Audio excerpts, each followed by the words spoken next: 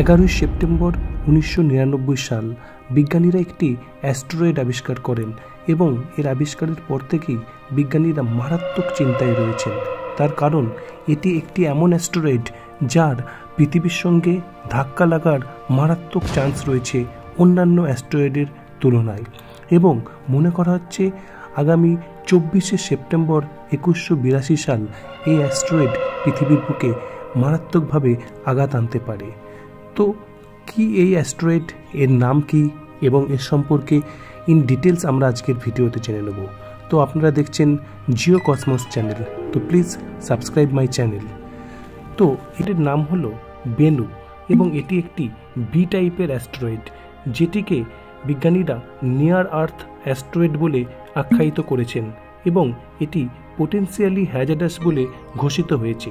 এমনকি sentry risk টেবিলে এটি স্থান পেয়েছে এবং এটি 1750 বারের মধ্যে একবার পৃথিবীতে আঘাত আনতে সক্ষম, এবং সব দিক থেকে যেটি দাঁড়াচ্ছে এটি অন্যান্য অ্যাস্টেরয়েডের তুলনায় খুব রিস্কি আমাদের পৃথিবীর কাছে, এবং আগামী 24 সেপ্টেম্বর 2182 সালে এর প্রবল সম্ভাবনা রয়েছে পৃথিবীর বুকে আঘাত হানার।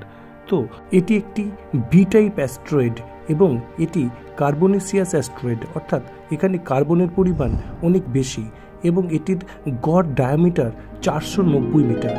এই অ্যাস্টেরয়েড সম্পর্কে ডিটেলসে স্টাডি করার জন্য একটি মিশন লঞ্চ করা হয়েছিল, যার নাম হচ্ছে ওসাইরিস রেক্স।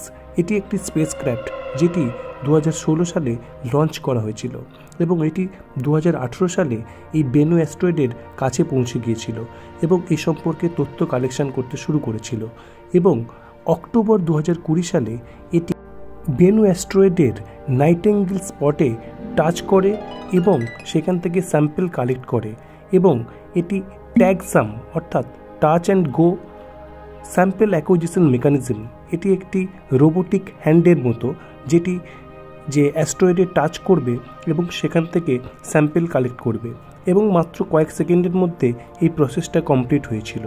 তো এখানে কিন্তু বিজ্ঞানীরা মারাত্মকভাবে অবাক হয়ে গিয়েছিলেন, কারণ বিজ্ঞানীরা ভেবেছিলেন এর সারফেস স্মুথ হবে, অর্থাৎ অনেকটা স্মুদি বালিয়াড়ির মতো, কিন্তু বাস্তবে এটি কিন্তু খুব এবড়ো খেবড়ো এবং বোল্ডার দ্বারা পরিপূর্ণ ছিল, এবং এখানে যে মেটেরিয়ালসগুলো ছিল সেগুলো লুজলি ছড়িয়ে ছিটিয়ে ছিল, এবং সেখান থেকে যে পার্টিকেলস রক্সের সেটা অনেক সময় মহাকাশে মিশেও যাচ্ছিল। এই ঘটনা বিজ্ঞানীদের চমকে দিয়েছিল, এবং আরও তথ্য জানা যাচ্ছে যদি কয়েক সেকেন্ডের মধ্যে থ্রাস্টার অন না হতো তাহলে এই স্পেসক্রাফট হয়তো সেখানে ডুবেই থেকে যেত, অর্থাৎ আর সেখান থেকে ফেরত আসতে পারত না।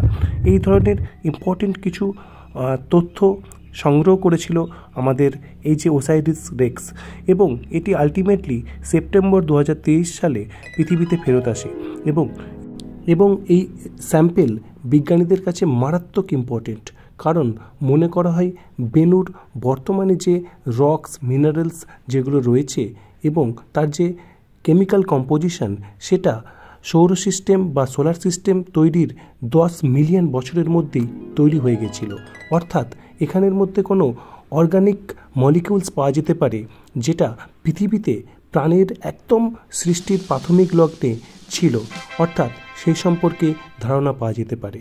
সেই জন্য এটি খুব ইম্পর্টেন্ট, এবং ভবিষ্যতে বিজ্ঞানীরা হয়তো বেনু সম্পর্কে আরও বিশদ তথ্য আমাদের সামনে নিয়ে আসবেন এবং পৃথিবীতে প্রাণের আবির্ভাব সম্পর্কে অনেক গুরুত্বপূর্ণ প্রশ্নের উত্তর হয়তো সেই গবেষণা থেকে পাওয়া যাবে। তো কেমন লাগলো আজকের ভিডিও? প্লিজ ভালো লাগলে একটি লাইক এবং সাবস্ক্রাইব করুন এই চ্যানেলটি। ধন্যবাদ।